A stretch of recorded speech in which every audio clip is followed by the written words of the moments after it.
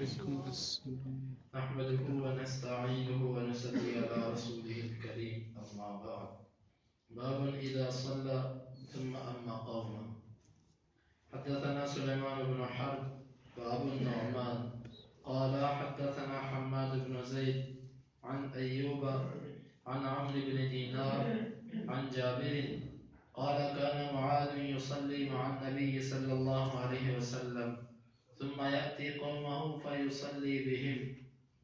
یہ باب ہے جب کوئی شخص نماز پڑھ لے اور پھر وہ کسی اور قوم کی جماعت کروائے.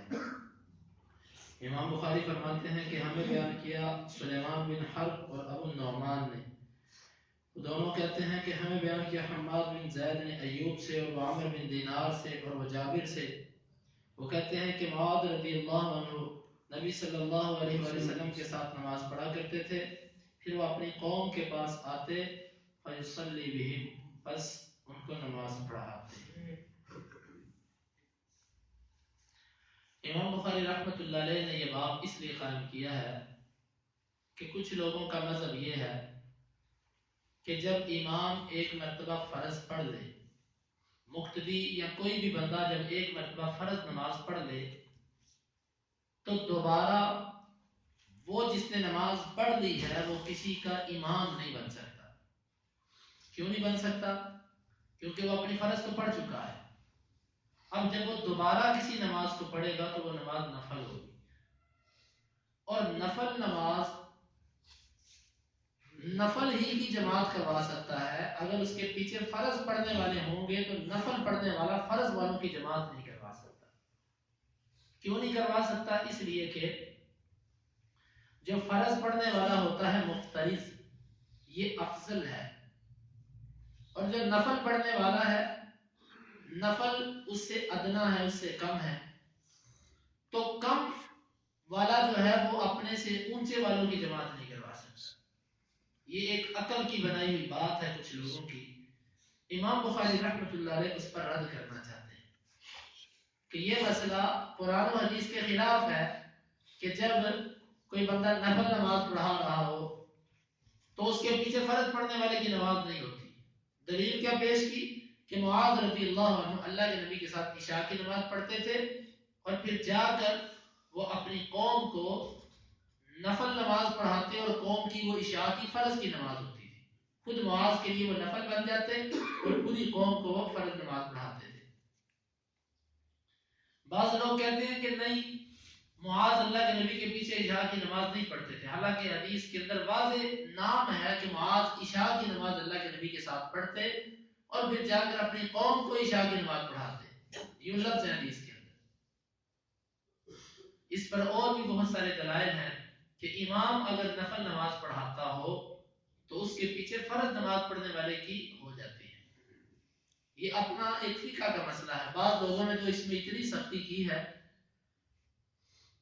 ایک عالم دین ہے، انہوں نے ایک کتاب لکھی، اس کتاب کے اندر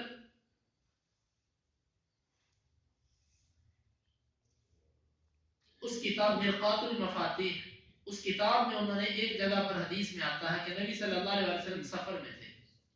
سفر میں آپ نے جنگ کی حالت میں اپنے صحابہ کو 2 رکعتیں پڑھائی آدھی جماعت کو، اور آدھے صحابہ سے کہا تم دشمن کے سامنے کھڑے رہو، اور آدھے صحابہ کو آپ نے 2 رکعتیں پڑھائی.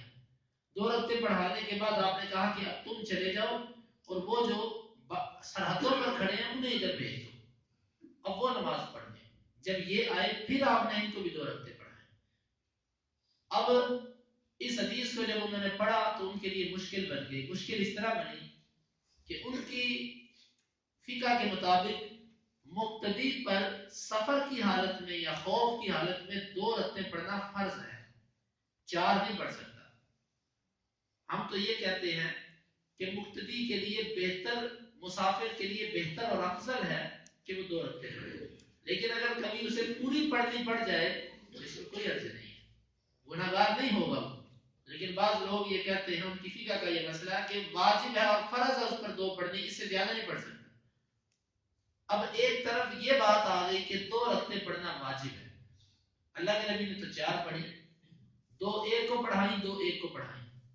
اگر یہ کہیں کہ اللہ کے نبی نے چاروں فرض سمجھ کے پڑھی تو یہ قاعدہ ٹوٹتا ہے کہ مقتدی مسافر پر 2 فرض، یہ قاعدہ ٹوٹ جائے گا کہ اللہ کے نبی مسافر تھے اور آپ نے 4 پڑھی.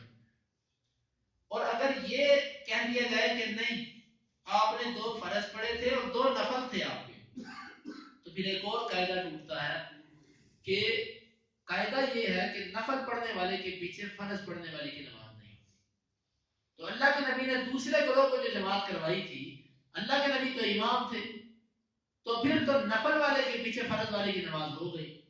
اب 2 قاعدوں میں سے ایک قاعدہ یہاں پر ضرور ٹوٹتا ہے. یا تو یہ تسلیم کرنا پڑے گا کہ اللہ کے نبی نے 4 رکعات فرض سمجھ کر پڑھائی، پھر 2 والا قاعدہ ٹوٹ گیا کہ مسافر پر 2 فرض ہے.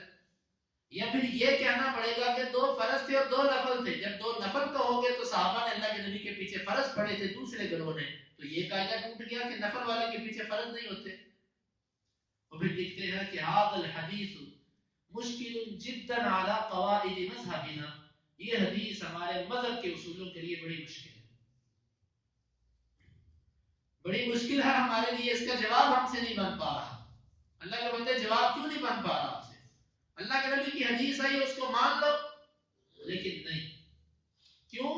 مذہب کے پابند ہیں، حدیث کو مذہب کے مطابق لے کر آنا ہے، آ جائے تو ٹھیک، نہ آئے تو اس کو اس کی عادت پر چھوڑو.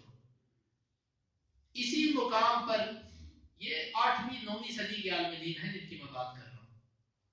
تو اسی طرح بے شمار ایسی حدیث آتی ہیں کہ جن کو بعض لوگ صرف اس لیے چھوڑ جاتے ہیں کہ یہ ہمارے مذہب کے مطابق نہیں ہے. تو امام بخاری نے انہی لوگوں پر رد کرنے کے لیے باب قائم کیا کہ ایک مرتبہ بندہ جب نماز پڑھ لے، فرض پڑھ لے، تو دوسری جگہ پر جا کر وہ لوگوں کو جماعت کروا سکتا ہے، اس کے نفل ہوں گے اور پیچھے والوں کے فرض ہوں گے. باب من اسمع الناس تکبیرۃ الامام، یہ باب ہے اس شخص کے بارے میں جو لوگوں کو امام کی تکبیر سنائے، مطلب مکبر بننا. کبھی سپیکر خراب ہو جائے، آخر تک امام کی آواز نہ جاتی ہو، یا لوگ بہت زیادہ ہوں، امام کی آواز کمزور ہو، اس صورت میں ایک مکبر بن سکتا ہے. امام اللہ اکبر کہے، وہ بھی اونچی آواز سے اللہ اکبر کہے، تو یہ وہ کہہ سکتا ہے. اور اسی طرح سمی اللہ لمن حمدہ پر جو اکثر مکبر ربنا ولک الحمد کہتے ہیں، یہ درست نہیں ہے. مقتدی بھی سمی اللہ لمن حمدہ کہے، جو مکبر ہے وہ ربنا ولک الحمد نہیں کہے گا، وہ سمی اللہ لمن حمدہ ہی کہے. اکثر جو لوگوں کا مذہب ہے کہ وہ صرف سمی اللہ لمن حمدہ پر ربنا ولک الحمد کہتے ہیں، ان کا موقف یہ ہے کہ مقتدی امام کے پیچھے سمی اللہ لمن حمدہ نہیں کہے گا، اسی لیے وہ ربنا ولک الحمد اونچی آواز سے کہتے ہیں مکبر کی صورت میں. لیکن ہم یہ کہتے ہیں ہمارے پاس دلیل موجود ہے کہ امام اور مقتدی دونوں سمی اللہ لمن حمدہ کہیں، اس لیے جب کوئی امام کے پیچھے مکبر بنے تو وہ یہاں پر بھی سمی اللہ لمن حمدہ ہی اونچی آواز سے کہے، ربنا ولک الحمد نہ کہے اونچی آواز سے. امام بخاری فرماتے ہیں کہ ہمیں بیان کیا مسدد نے، وہ کہتے ہیں ہمیں بیان کیا عبداللہ بن داود نے، اور وہ کہتے ہیں ہمیں بیان کیا اعمش نے ابراہیم سے، اور وہ اسود سے، اور وہ عائشہ رضی اللہ عنہ سے. وہ کہتی ہیں کہ لما مرض النبی صلی اللہ علیہ وسلم مرضه الذي مات فيه، جب نبی صلی اللہ علیہ وسلم اس بیماری میں واقع ہوئے جس میں آپ فوت ہوئے تھے، اتاه بلال يؤذنه بالصلاة، بلال آپ کے پاس آئے، آپ کو نماز کی اطلاع دے رہے تھے. فقال مروا ابا بکر فليصلي بالناس، آپ نے فرمایا ابو بکر کو حکم دو وہ لوگوں کو نماز پڑھائیں. قلت ان ابا بکر رجل اسیف، میں نے کہا ابو بکر بڑے غمگین آدمی ہیں. ان يقم مقامك يبكي فلا يقدر على القراءة، اگر وہ آپ کی جگہ پر کھڑے ہوں گے تو وہ قرات پر طاقت نہیں رکھ سکیں گے. قال مروا ابا بکر فليصلي، ابو بکر کو حکم دو وہ نماز پڑھائیں. فقلت مثله، بس میں نے اسی طرح کہا. فقال في الثالثة اب الرابعة، آپ نے تیسری یا چوتھی دفعہ کہا ان كنا صواحب يوسف مروا ابا بکر فليصلي، تم یوسف والیاں ہو، تم حکم دو ابو بکر کو نماز پڑھائیں. فصلى وخرج النبي صلی اللہ علیہ وسلم، پس ابو بکر نے نماز پڑھائی اور اللہ کے نبی نکلے. یحاذا بین رجلین، آپ چلائے جا رہے تھے دو آدمیوں کے درمیان. کأنی انظر الیہ یخط برجلیہ الارض، گویا کہ میں آپ کی طرف دیکھ رہی ہوں، آپ اپنے پاؤں کے ساتھ زمین پر نشان ڈالتے جا رہے ہیں. فلما رآہ ابو بکر فذهب يتأخر. اور جب آپ کو ابو بکر نے دیکھا تو پیچھے ہٹنے لگے. فاشار الیہ ان تصلی، آپ نے اس کی طرف اشارہ کیا کہ نماز پڑھاؤ. فتأخر ابو بکر رضی اللہ عنہ، بس پیچھے ہٹے ابو بکر. وقعد النبی صلی اللہ علیہ وسلم الى جنبه، اور نبی صلی اللہ علیہ وسلم اس کے پہلو میں بیٹھ گئے. وقعد وابو بکر یسمع الناس التکبیر، اور ابو بکر لوگوں کو تکبیر سنا رہے تھے. اس میں مناسبت یہ ہے باب سے کہ نبی صلی اللہ علیہ وسلم نماز پڑھائی، آپ آئے. ابو بکر پہلے امام تھے، جب آپ آئے تو آپ امام بنے. آپ کی آواز بیماری کی وجہ سے بالکل کمزور ہو چکی تھی. آپ جو تکبیر کہتے ابو بکر رضی اللہ عنہ اونچی آواز کر کے لوگوں کو سنا دیتے. تو یہ ایسی حالت کے اندر جائز ہے، لیکن جہاں پر اس کی ضرورت نہ ہو، بلا ضرورت اس کو اختیار بھی نہیں کرنا چاہیے. ایک مکبر کافی ہوتا ہے، یعنی کہ دو چار بندے شروع کر دیں، وہ پھر نظم و ضبط میں مسجد کے اندر ایک شور کی کیفیت بن جاتی ہے. اور بلا ضرورت اس کو نہیں کرنا چاہیے. ضرورت ہو صرف ایک شخص مقرر کیا جائے جو بطور مکبر اونچی آواز سے ان کلمات کو دہرائے جو تکبیرات کے کلمات امام کہتا ہے. اس حدیث کی تشریح پیچھے گزر چکی ہے. اللہ رب العزت سے دعا ہے کہ اللہ تعالیٰ کتاب و سنت کو سمجھنے کے رس پر عمل کی توفیق عطا فرمائے. اللهم انفعنا بما علمتنا وعلمنا ما ينفعنا وزدنا علما. اللهم اقسم لنا من خشيتك ما تحول به بيننا وبين معصيتك، ومن طاعتك ما تبلغنا به جنتك، ومن اليقين ما تهون به علينا مصائب الدنيا. متعنا اللهم بأسماعنا وأبصارنا وقواتنا أبدا ما أحييتنا، واجعله الوارث منا، واجعل ثارنا على من ظلمنا، ولا تجعل مصيبتنا في ديننا، ولا تجعل الدنيا أكبر همنا ولا مبلغ علمنا، ولا تسلط علينا من لا يرحمنا.